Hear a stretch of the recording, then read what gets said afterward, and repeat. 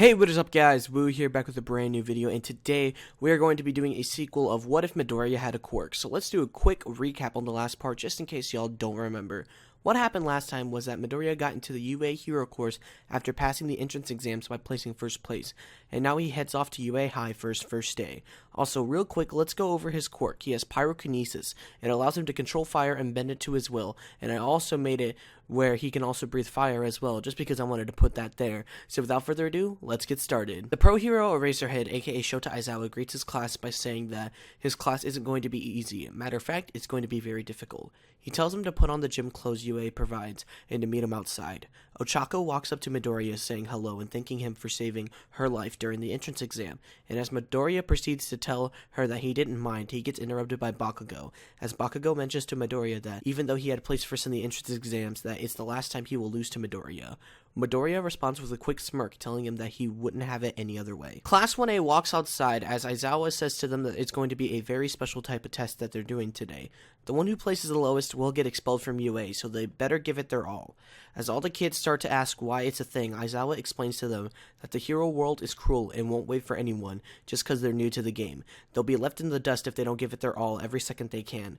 Midoriya stretches his legs and throat and says to himself and the entire class that he will give it his all since he doesn't want to get expelled, so they all better give it their all as well. Everyone in the class agrees with Midoriya, and they get ready. For the 50-meter dash, Bakugo and Midoriya decide to go all out from the start. Midoriya turns himself around as the class looks in confusion, and as Aizawa tells them to begin, Midoriya breathes fire at an angle that sends him flying forward.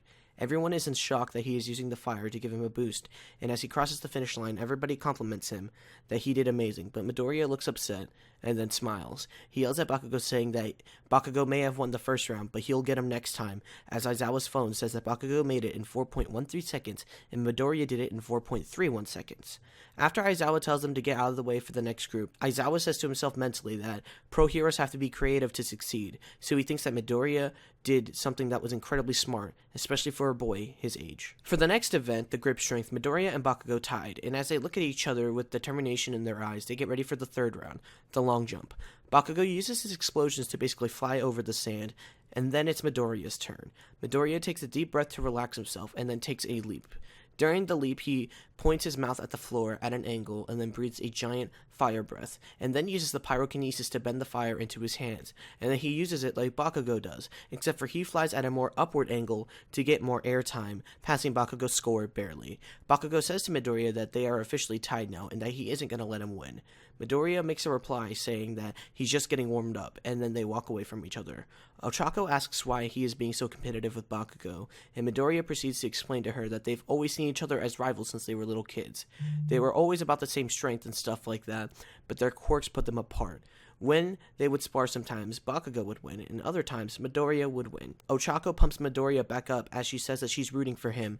Midoriya thanks her as Aizawa tells him to get ready for the next event, the side steps.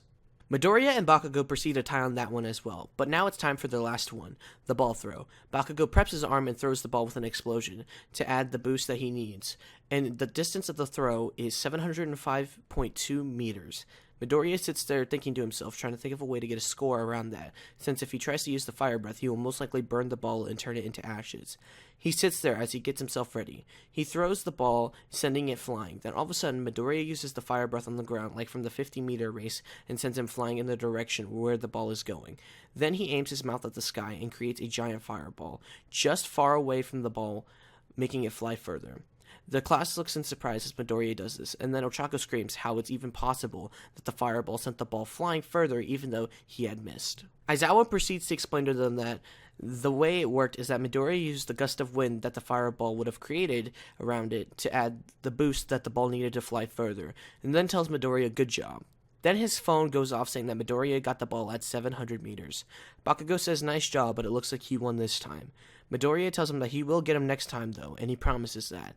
Then the results come up. The person in last place is Mineta, and he gets expelled from UA High.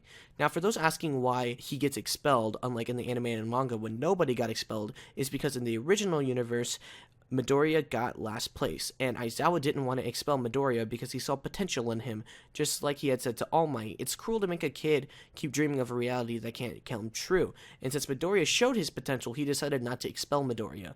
But since Midoriya didn't get last place this time, he expelled someone, that being Mineta. Anyway, let's get back to this what if.